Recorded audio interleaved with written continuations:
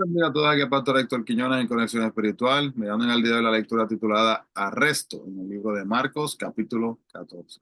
Señor, te adoramos y agradecemos, Padre, por tu palabra. Gracias por despertarnos en este día, por darnos la fortaleza, la voluntad, Señor, y asimismo el deseo de continuar diariamente, de enfocarnos en ti y no permitir que las situaciones, Señor, nos abrumen, nos ahoguen. Háblanos a través de tu palabra, Señor, y guíanos en tu instrucción. En el nombre de Jesús. Amén. Y amén. Así que, hermanos, podemos ver que el tiempo ha llegado para Jesús demostrar lo que es la extensión de su servicio completo. Y pues el Cordero Pascual de Dios, por largo tiempo esperado, ha llegado.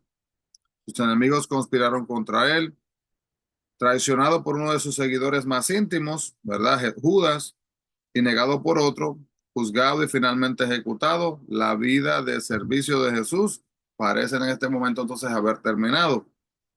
Pero en el más grande de los milagros, Domingo de Resurrección, revela la tumba vacía, preparando entonces así mismo el escenario para Jesús comisionar a sus seguidores para llevar las buenas nuevas a todo el mundo. Entonces, podemos ver así que los líderes judíos planearon matar a Jesús. Su muerte, ¿verdad?, se ideó con mucha cautela y la opinión popular se ha vuelto en contra de Jesús. Al contrario, los líderes temían su popularidad. Betania estaba localizada en la ladera de lo que es el este, ¿verdad?, del Monte de Olivos, ya que Jerusalén está al lado oeste. Y era la aldea donde vivían Lázaro, María, Marta, los amigos de Jesús, también presentes en la comida en Juan capítulo 11:2. La mujer que ungió los pies de Jesús fue María, la hermana de Lázaro, y Marta, Juan 12:1 al 3. El alabastro, hermanos, era una vasija hermosa y cara. El nardo era un perfume costoso. Y entonces Mateo y Marcos en el capítulo 14, 3 al 9, ubican estos acontecimientos un poco después de la institución de la Santa Cena, mientras que Juan los pone en la semana anterior, antes de la entrada triunfal. Debe de recordarse, hermano, que el propósito principal de los escritores de los evangelios no fue presentar un relato cronológico exacto de la vida de Jesús, sino hacer un recuerdo, ¿verdad?, confiable de sus mensajes. Mateo y Marcos parece que eligieron este lugar para ubicar el hecho a fin de contrastar la devoción de María con la traición asimismo de Judas, un suceso que sigue en ambos evangelios. Capítulo 14, 4 al 5, pues ahí es donde se dice que algunos se enojaron, nos dice Marcos. Juan específicamente menciona a Judas en Juan 12, del 4 al 5. La indignación de Judas por el acto de adoración de María no la motivó al interés, no la motivó al interés en los pobres, sino lo que era la avaricia. Juan, Marcos 14, 6 y 7, Jesús no dijo que no debíamos ocuparnos de los pobres, ni justificó la indiferencia hacia ellos. Capítulo 14, 10 nos muestra que Judas, como los demás discípulos, esperaba que Jesús iniciara una rebelión política contra Roma. Y como tesorero, pues Judas sin duda, ¿verdad? Imaginó, como lo hicieron otros discípulos en el capítulo 10, 35 al 37, que se le daría una importante posición en el nuevo gobierno. Pero cuando Jesús alabó a María por ungirlo, mire hermanos, es verdad, la conexión puede ser así. Con el perfume pensó que aquello era como el salario de un año. Se dio cuenta que el reino de Jesús no era físico ni político, sino que era un reino espiritual. Los dos enviaron, en el capítulo 14, 13, los dos enviados fueron Pedro y Juan. En el capítulo Lucas 22, 8 también corrobora esto. Y muchas casas tenían habitaciones espaciosas en el piso superior, en vez de a veces con escaleras interiores y también escaleras exteriores. Así que la preparación para la Pascua, sin duda, comprendió el arreglo de la mesa, comprar y preparar al cordero pascual y los panes sin levaduras, las especias aromáticas y otra comida también y bebida ceremonial en aquel momento. Judas, el que traicionaría a Jesús, estaba sentado a la mesa con los otros, y ya había decidido traicionar a Jesús, pero con increíble e hipócrita sangre fría participó de la camaradería de esta cena. La práctica de comer de un mismo pan era frecuente. La carne, el pan y las especias, que por lo general proveían de la fruta, se tomaban de un mismo plato. Así que esto, hermanos, era una práctica cotidiana, común en aquellos tiempos. Marcos narra el orden de la cena del Señor, también llamada comunión o Eucaristía, que es una acción de gracias, la cual todavía se celebra en cultos de adoración. Jesús y sus discípulos comieron la cena, cantaron salmos, leyeron las escrituras y oraron. Y luego Jesús tomó dos panes de la cena pascual tradicional, partir el pan y beber el vino, y les dio un nuevo significado que esto simbolizaría su cuerpo y su sangre. Se valió del pan y del vino para explicar la importancia de lo que haría en la cruz. La muerte de Jesús por nosotros, hermanos, en la cruz, selló un nuevo pacto, asimismo entre Dios y la humanidad. El antiguo pacto comprendía perdón de pecados a través de la sangre de un animal sacrificado, como dice Éxodo capítulo 24, del 6 al 8. Pero en lugar del cordero sin defecto que se ponía en el altar, en este caso Jesús es el Cordero de Dios que se ofreció en sacrificio para perdonar los pecados, hermanos, de una vez y para siempre, en base a todas nuestras fallas, para que así tengamos acceso al reino celestial. Y es muy probable que el himno que cantaron en el capítulo 14-26 lo hayan tomado de los Salmos 115 hasta el Salmo 118, los cuales tradicionalmente se cantaban para concluir lo que era la cena pascual.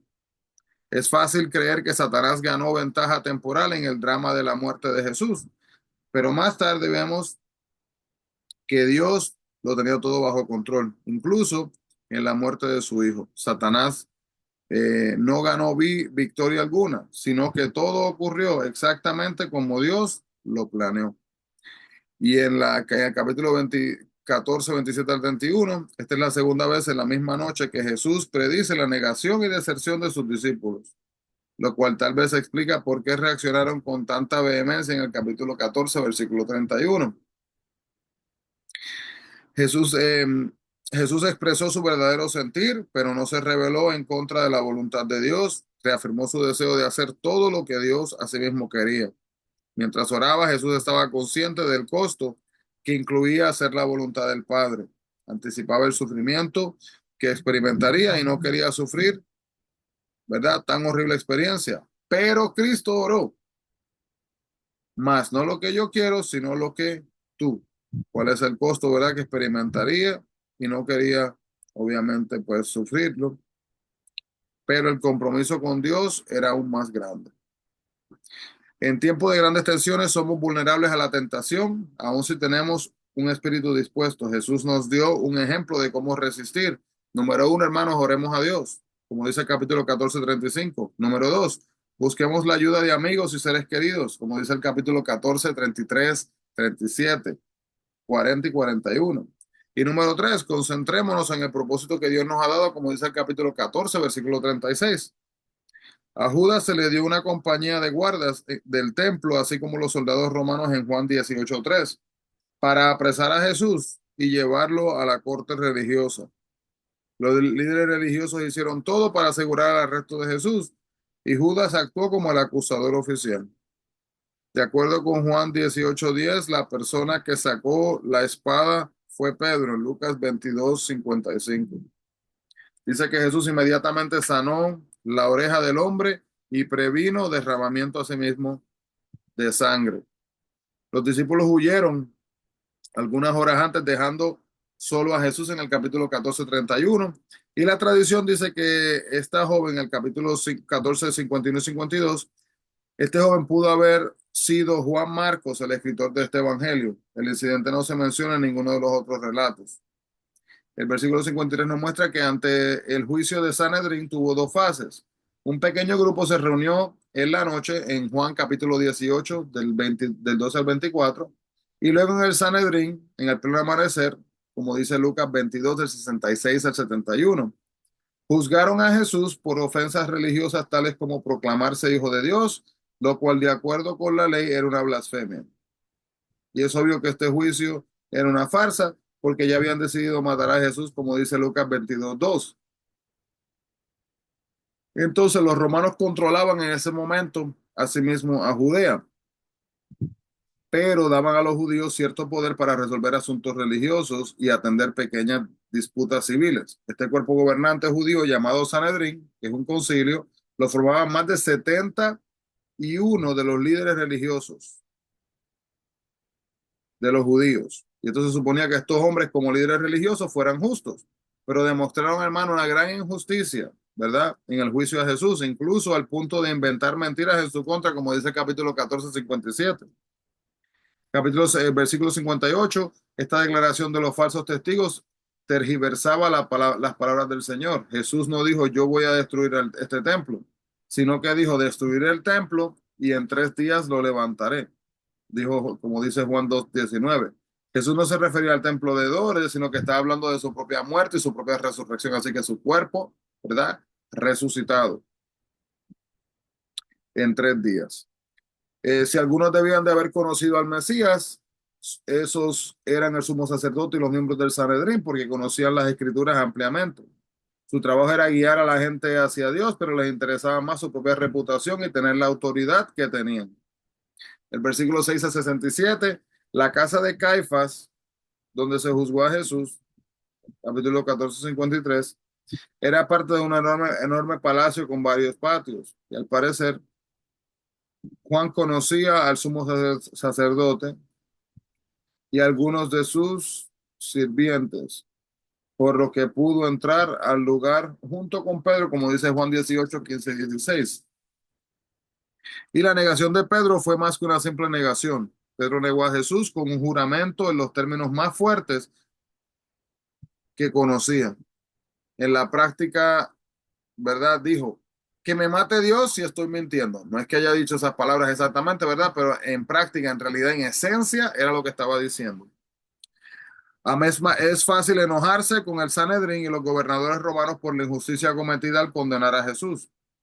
Pero Pedro, el resto de los discípulos cooperaron a aumentar el dolor de Jesús al abandonarlo en el capítulo 14:50. Quizás no somos como los líderes judíos, pero sí muy parecidos a los discípulos, porque todos hemos negado a Jesús en algunos aspectos vitales. Podemos sentirnos orgullosos de no haber cometido ciertos pecados, pero todos somos culpables, hermano, todavía de cometer pecados. Así que no nos excusemos, hermanos, hablando del pecado del otro, como si nuestro pecado y nuestras faltas no existieran. Amado Dios, gracias por tu palabra. Gracias, Padre Jesús, por todo lo que hiciste por nuestras vidas. Gracias por darnos acceso a la vida eterna. Venimos, Padre, por cada hermano, por cada hermana. Toca cada vida. Señor, envía un toque de sanidad sobre los enfermos y así mismo, Padre, que sea tu voluntad sobre nuestras vidas, se acuerda a tu plan. En el nombre de Jesús. Amén. Bien. Así que Dios le bendiga grandemente a todos, hermanos. No se olviden, busquemos la presencia del Señor. Bendiciones.